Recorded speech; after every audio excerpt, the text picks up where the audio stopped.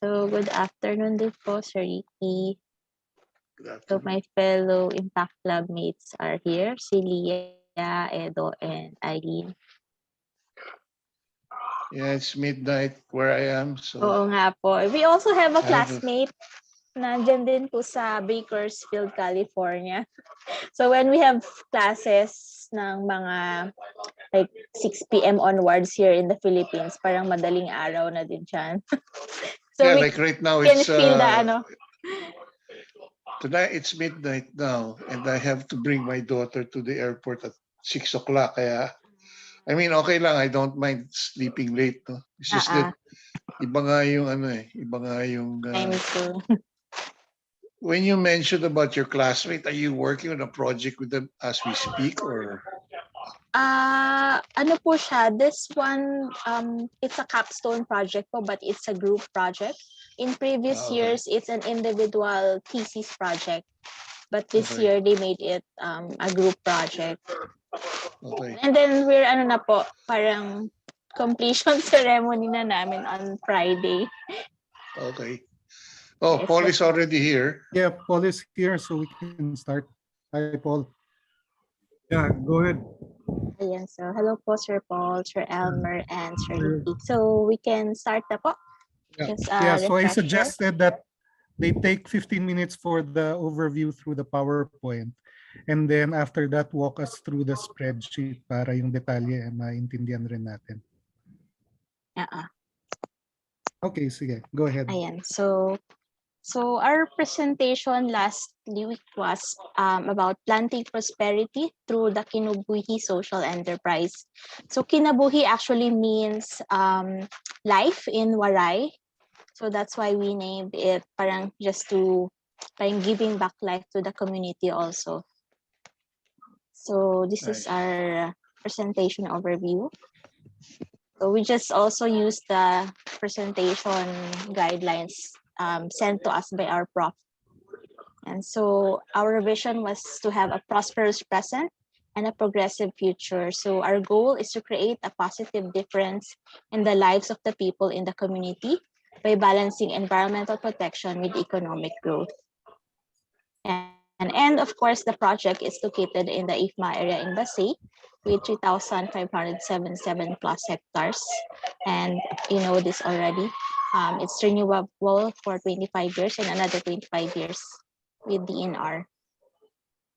And why did we choose Basay as our project? Because when Sir Elmer pitched the various labs in his portfolio, parang for me personally, I wanted to choose Samar because of the poverty incidence in the area.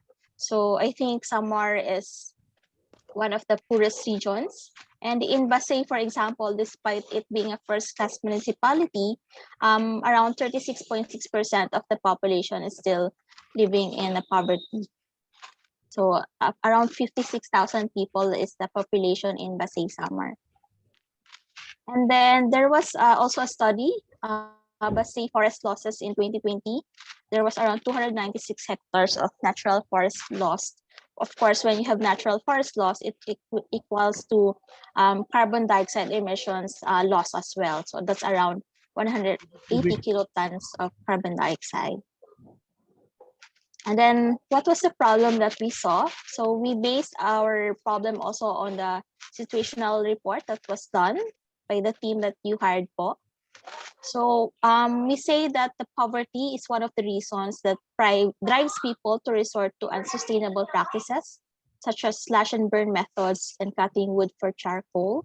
And this would lead to activities like deforestation that are detrimental to forest conservation. And what was the proposed solution that we gave? So what we saw is that bamboo is the grass of hope. So we saw also other viable options, but for this project we solely focused on bamboo because of the various benefits that it also offers. So first is it is a sustainable alternative to wood, and then of course it also reduces carbon footprint. It can also be used for mitigating soil erosion and flooding and landslide, especially when it's planted in riversides. And we saw that the market opportunity for bamboo is really high, not just locally, but also globally. And then it in the community side, it increases, or it is an alternative income stream, a more sustainable alternative income stream for the community. And there's also a possibility to intercrop in the bamboo plantation, but only for like 1 to 2 years when there's still sun coverage around the plot. And then it will make reforestation easier. So bamboo is now recognized by DNR as one of the in the greening program of DNR. And then it's a sustainable alternative to wood charcoal. And so in terms of the market, we also did like online research about this. And one of our teammates, Leah, this is actually one of her work in terms of searching for the market needs. So I'll turn over the market talk to Leah. Thank you, Mitch. All right, so for the opportunities that we found for the bamboo industry, this is somehow based on the bamboo development roadmap for the Philippines. So we also checked the global demand. At the moment, we checked that the industry is valued at 53.28 billion with a compounded annual growth rate of 5.7% from 2021 to 2028. And we can assume that the acceptance for bamboo is mostly driven by consumers now adopting a more sustainable and conscious mindset. And they are now highly aware of bamboo as a sustainable raw material that can potentially replace wood for their furniture and other products. And there's also strong government support. So DENR and DTI are actually encouraging and supporting the plantation and production of bamboo to address the high global demand. Next slide, please, Mitch.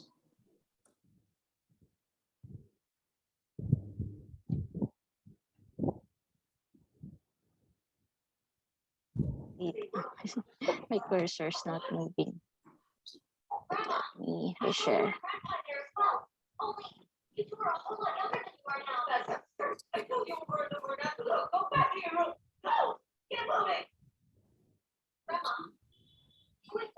Thanks, Mitch.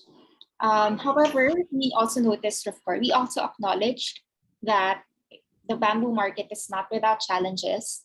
There is inadequate supply in the Philippines. At the moment, the Philippines cannot totally meet global demand for bamboo due to low supply. And this is also coming from the bamboo roadmap study that we analyzed. And of course, some of the interviews that we've had with other bamboo enterprise owners. We also noticed that there are insufficient standards for construction. So one of the main hurdles for integrating bamboo into the construction supply chain is that we don't have enough standards for bamboo production where bamboo can be used for large-scale construction projects. And this is mostly because of the somehow inefficient technology which inhibits scale, the lack of technology. Our lack of technology for mass production can increase the variability and the production cost of engineered bamboo. And this produces higher cost, which can put us behind China in terms of competitive prices. Next slide, please. And we also found that there are many prospects for bamboo, particularly in construction, furniture, pulp, paper, and food packaging, and fuel and biomass. For this presentation, and maybe for this phase in the project, we chose to focus on bamboo, specifically for construction. Next slide, please. And when we actually looked at some of the websites that people visit in Europe and in the US, because based on our studies, China is indeed the leading exporter of bamboo, but the leading importer would be Europe and US. So we checked out some of the websites that were importing bamboo and were selling bamboo in these regions. And Bamboo Import Europe is actually a website in Europe, particularly from the Netherlands. We do detect that there's actually a healthy amount of visits coming in every month from the months of August to October 2021. And countries that are expressing interest in bamboo are coming from the Netherlands, the US, United Kingdom, etc. And what they're usually searching for would, of course, imported bamboo, but they're also searching for bamboo fencing, which in this case, it's called bamboo shooting. So bamboo shooting is a Dutch word, which in English is bamboo fencing. And the common thing about these findings is that these people are coming in mostly from organic search. So what this signifies is that there is interest and people are deliberately searching for bamboo products, particularly for fencing or maybe for construction projects. And aside from that, next slide, please, Mitch. So that's for Europe. And for this slide, what we're looking at is a site in the US. It's called Forever Bamboo. So of course, naturally, most of the people coming to visit this website is from the US, followed by Australia. And it also has a good amount of website visitors from the months of August to October 2021. The thing that they have in common with the other website, Bamboo Import, is that people are also interested in using bamboo for fence projects. So as you can see in the keywords that consumers search for, people are looking for fence, furniture, and privacy fence. So there's a really high interest that's being detected in these insights, and they're also mostly coming from organic search. Next slide, please. And if we are to assume that there is a good market, that we can actually promote bamboo for these construction projects, whether large or small or only focused on home, we can always target the people who are working in the construction industry and building materials, civil engineering, architecture, and planning, so that we can influence them to somehow explore bamboo as a better and more sustainable raw material. We can do that via LinkedIn. We saw from the stats that, of course, in the Philippines, we can target these people working in construction. They're at around 330,000 people on LinkedIn. But in the USA, in the event that we'd like to expand our market, it's a larger audience. There are 7 million people there whom we can influence to adopt bamboo into their construction supply chain. Next slide, please. Thank you. Mitch, will you be taking over for this? Yeah, I'll just take over since Eileen has mommy duties. So our product would be there. So we chose bamboo poles and slots as the first initial product. So why bamboo poles and slot? Because with the higher volume for production, we can actually have higher profit for the community. And also based on our interviews with different bamboo companies, like the Bamboo Company, Bamboo High, CS First Green, the IFMA also on bamboo. They really said that there's a supply gap in the market for bamboo raw supplies. So in the Philippines and in the global markets. So that's what we're trying to address first. And then we also want to integrate bamboo as a construction project and as a sustainable raw material. And of course, in the environmental side, it would decrease the need to cut trees to replace to replace wood.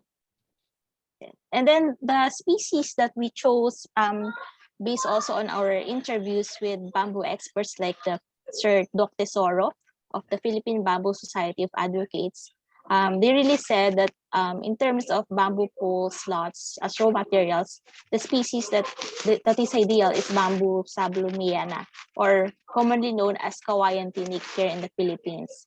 So it's more in terms of strength, durability, and the size of the column, it's the most fit for the bamboo poles and slots.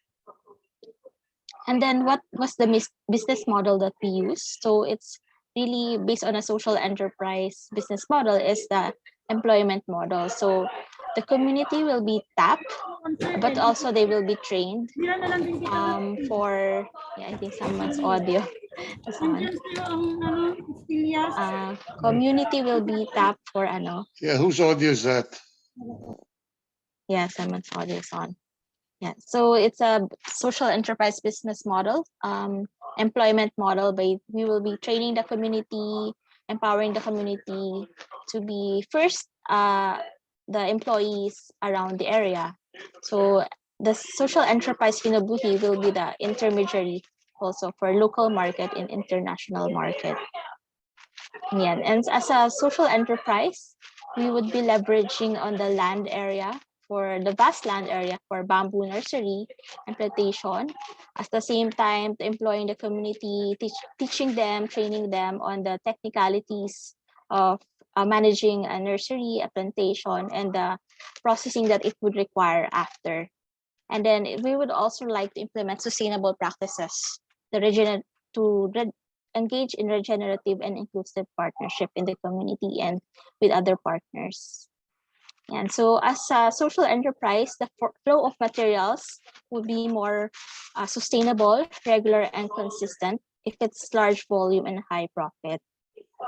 And the guiding principles that we used when we drafted this presentation was to achieve impact and scale by social inclusion and equity, innovation and technology adoption, environmental sustainability and climate change, and as well as looking for partners who are aligned with the vision and mission for this project.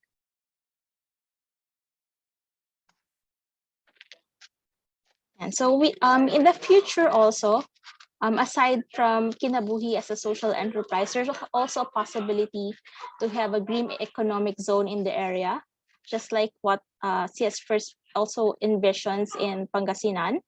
So we also saw the potential of being a supplier also to IKEA because they're also known for their sustainability advocacy. Like the bamboo company Kubo, these are local companies who uses bamboo as raw materials. We were already able to interview bamboo company as well. Yeah, so these are some of the initial ecosystem that we can immediately tap. And of course, as mentioned also by Sir Elmer and I think Sir Paul earlier, in terms of community organizing, Gawad Kalinga can be tapped in the locality. In terms of social impact scale, AIM can be tapped. And then of course, the necessary government institutions like PNR, DTI, DOST, they need to be tapped for their shared facilities, for their technical know-hows, and the market also. There. So we also added just some indicators that we need to be reminded of because this is a social enterprise. So as the comment earlier last week in our presentation, we needed to have more social impact in the community. It's not just about making profit. So these are some of the outcomes indicators that we put. So like just so for a summary, it's really increasing the income for the community, the farmers, the employees, tapping the women in terms of the processing after the possibility of increasing access to education, to other health services in the community, because also based on the situational analysis report, there was really lack of access to like high school or college by the community because of it's far in the like in the Tacloban area, for example. And then there's also lack of like water sources, and even because you have lack of water sources, there's also lack of like a good toilet facilities in the community. So like the basic needs of the community needs also to be addressed for a bigger social impact. And then in terms of the market side, the customers, it's really addressing the raw material supply of bamboo, because based on the Philippine bamboo roadmap, many furniture shops, for example, closed because the local market cannot supply that raw material as for bamboo. And so these are other outcomes and indicators for different stakeholders, the community, academe, DNR, and LGU. So it's really creating that ecosystem to have a social and environmental impact. And in terms of environmental impact, we have their mitigating soil erosion, also possibility of flash floods, because there were incidences of trash lots in some barangays in the target community. And then also as a replacement for wood and plastic if we will be pushing for bamboo as a raw material. And also, of course, your outcome for water, habitat, biological diversity, and air quality. Of course, because of carbon sequestration of the bamboo, it's really higher. I think it's 30% higher than the wood stands, the equivalent wood number of trees. So it has higher carbon sequestration and higher oxygen produced as well.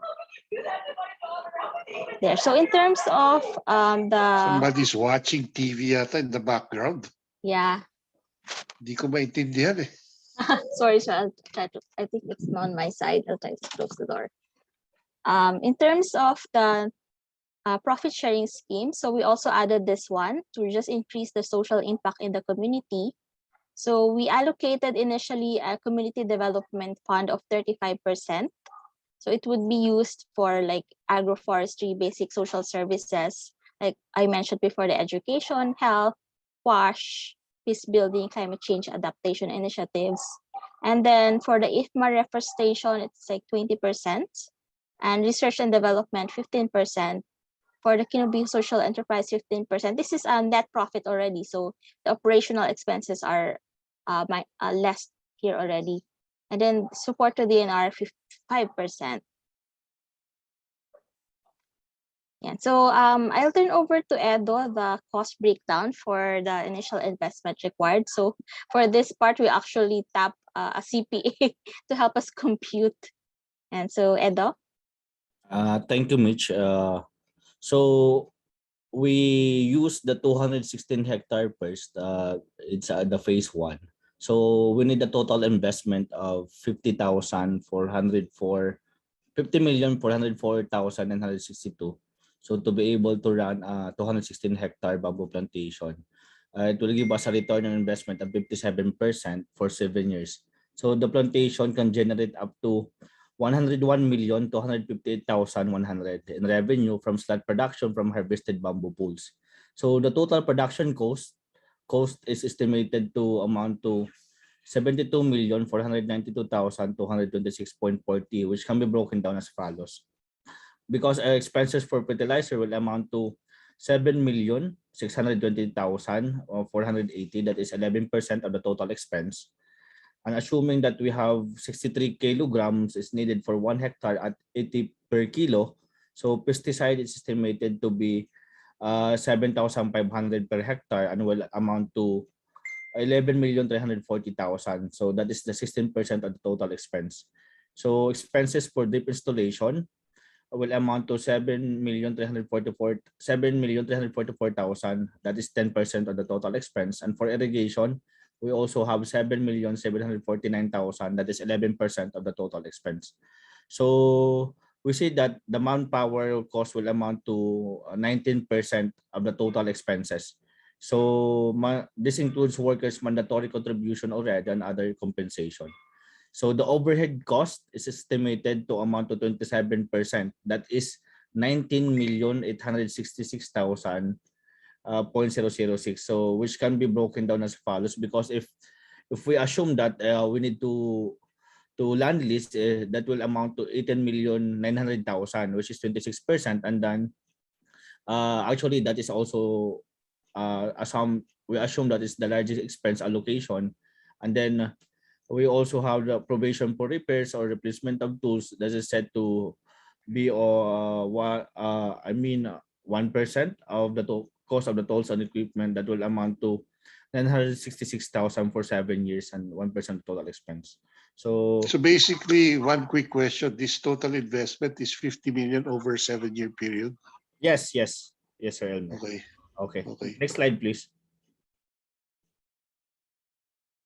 So this is for 7 years. The initial investment is 54.4 million, so what I mentioned earlier.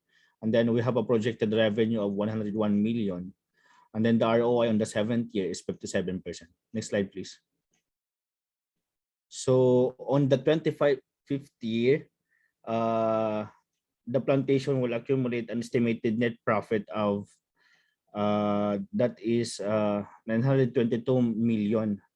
So that is actually 1,374% of the ROI on the 25 year. So we noticed that it will have a 75% profit margin, which is a 47% increase when compared to the estimated profit in the first 7 years of operation. So because on the 7 years of operation, we have a profit margin of 28%. So next slide, please. That's the last slide. And then if we're also going to calculate the production cost earlier, the plantation is expected to be substantial in the first few years of the operation, but will drop in succeeding years. So later on, we'll really have a good market, basically because on the 25-year, and then if we can renew the contract also, so I think it will be really a good endeavor also for the Basi Woods. I think that's all. Thank you. Ayan. So thank you, Edo. I hope Sir Paul also was able to catch some of the key important information. You Sorry sent about the that. you sent the Excel file, though. Why don't you show it? Is it something we can share here? The Excel file that was Yes. sent earlier. I can share, Edo. Oh, it's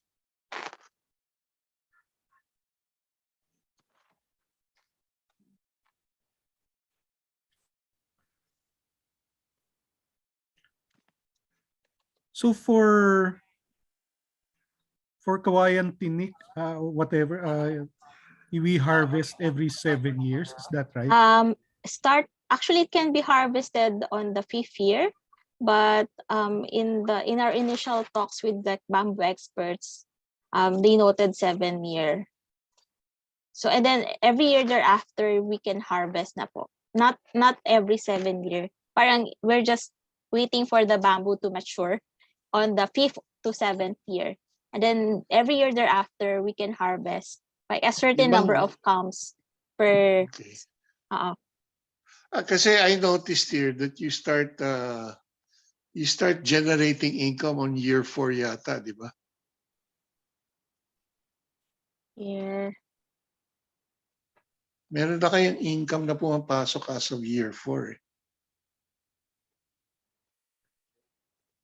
I don't know if I remember. I think that was right. This one po. No, this is Yeah. expenses. That's expenses, but I think based on your Sige, maybe you can walk us through the assumptions. Yan. oh yeah, exactly. Edo, can you Actually, walk us these assumptions, we just get it on the internet. It's actually the work of one of our consultant, CPA. I was supposed to invite him to this afternoon, but he is also busy. No problem. So, I think but- what you're doing is general assessment. Yeah.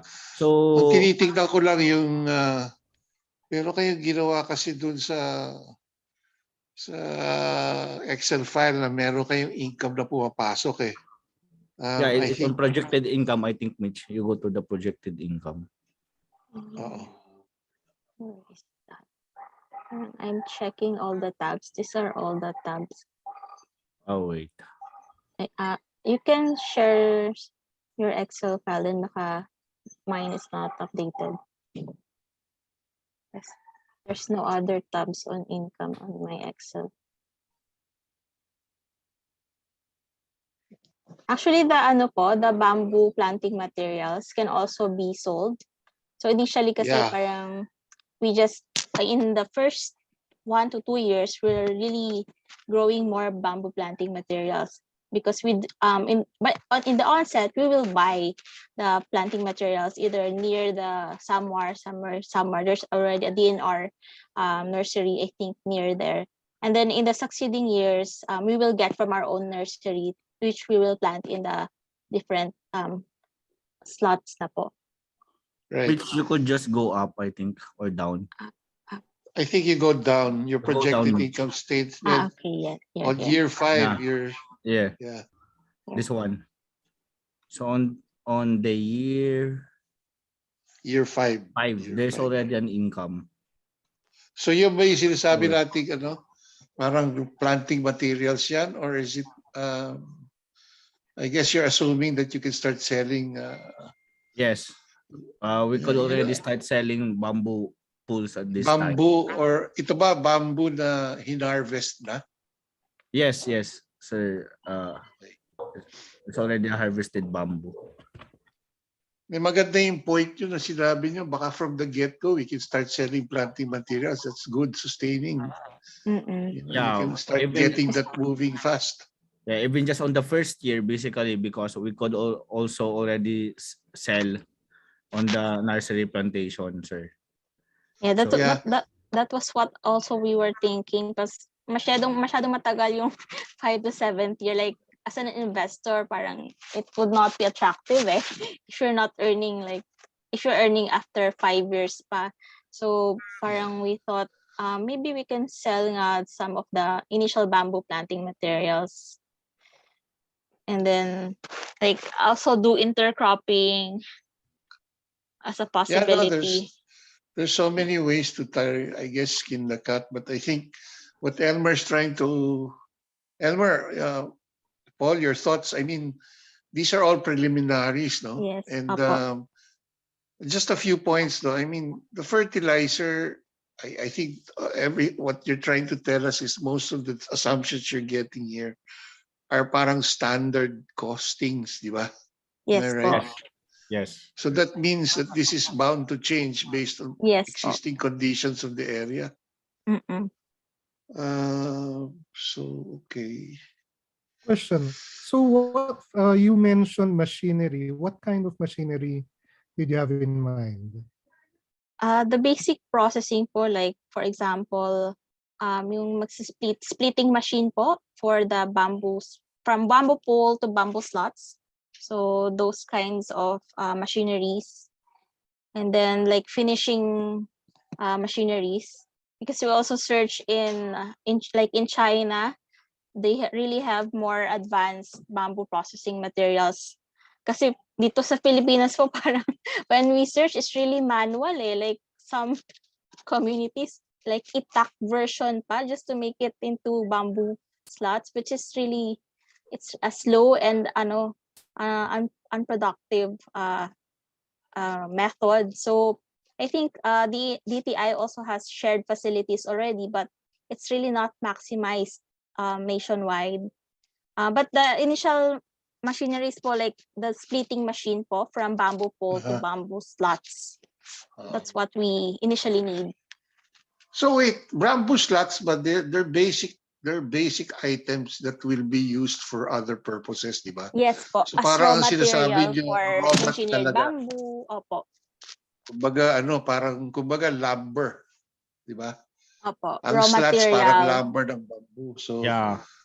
ang value added mo so mababa lang, pero ang sinasabi mo malaki ang profitability ng slats because maliit ang gastos mo. Ganun ba yun? And opo, malaki po ang demand as raw material.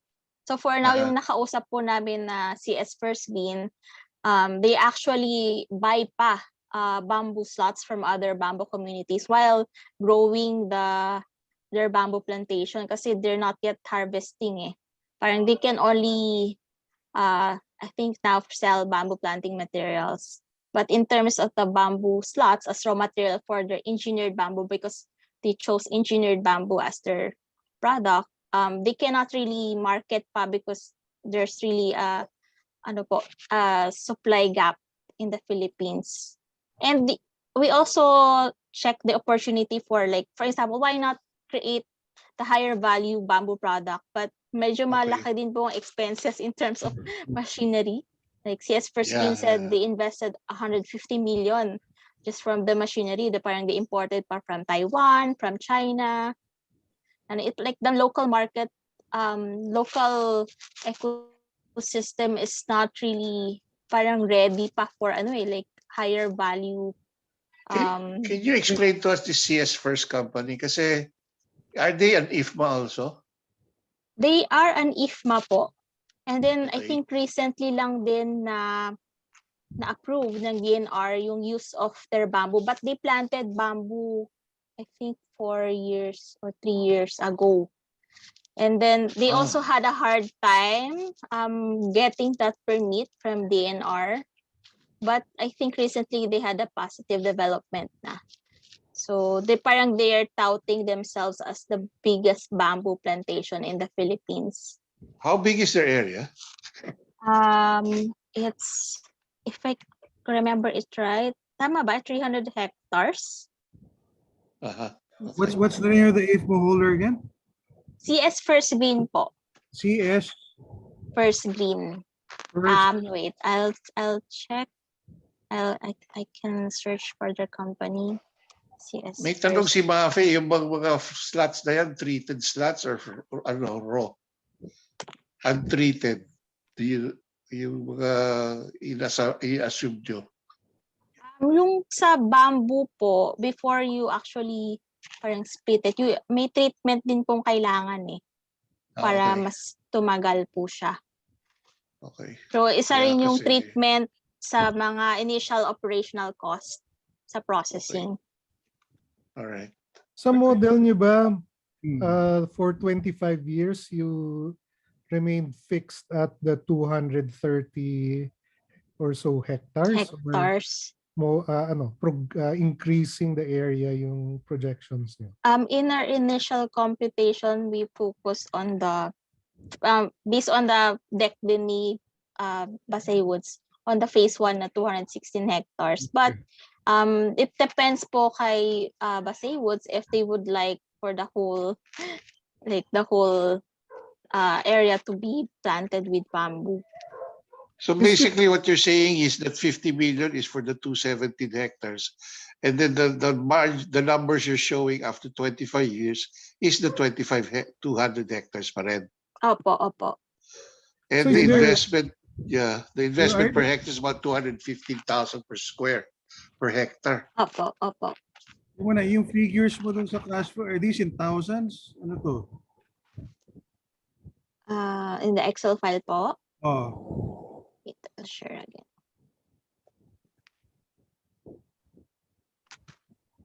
Yan do. yeah. Is this in thousands? Ano ba to? Yeah, I think so. Yeah, yeah. Monthly yan, di ba? Thousands. Yeah. So, monthly on the first year, 76, oh man. Expenses. Expenses.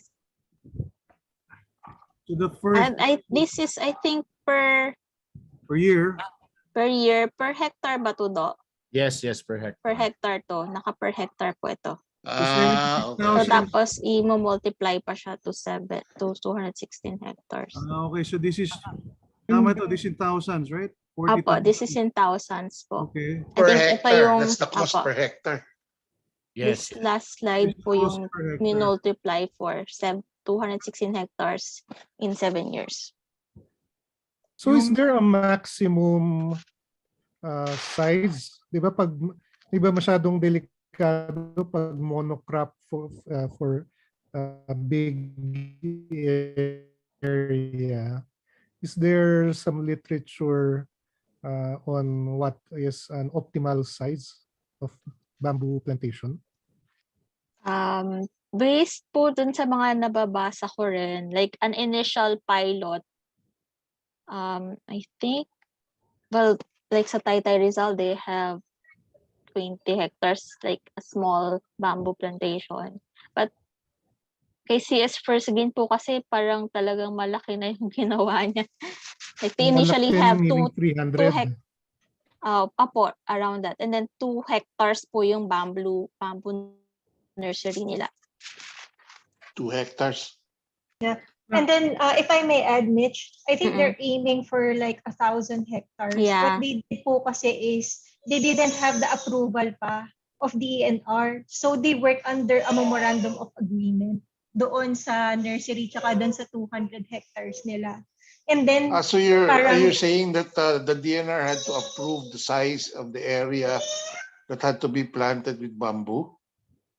Yes, because they didn't have the approved, the development plan for the IFMA. The CDMP. Yeah, the CDMP. So they work even without that.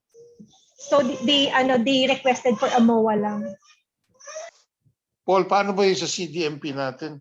Yeah, walang problema yan because I think ang nangyayari doon sa CS First, they operated already with their initial CDMP. Then I think they switched to bamboo Okay. midstream. So kaya kailangan pa nila ng approval. So how does that affect us? No, because talagang may kasama tayong bamboo plantation talaga sa natin. CDMP. How much did you allocate? How much did you allocate near? I think it was at least 500 hectares. At least. Ganon. Okay. Hindi, And saka then Paul, since pwede natin isama yung CBFMA na nila press kasi doble yun. Saka remember, sa NGP ng DNR ngayon, bamboo is the one they're using now for NGP. So they talaga? so they don't, they're really encouraging it. So it Yung shouldn't be sa a mga problem. areang kalbo, yun na lang ilalagay, bamboo. Pwede. Pwede rin landscape restoration yan. Ganun Tsaka ba? po yung na-classify na siya ng DENR as high value crop.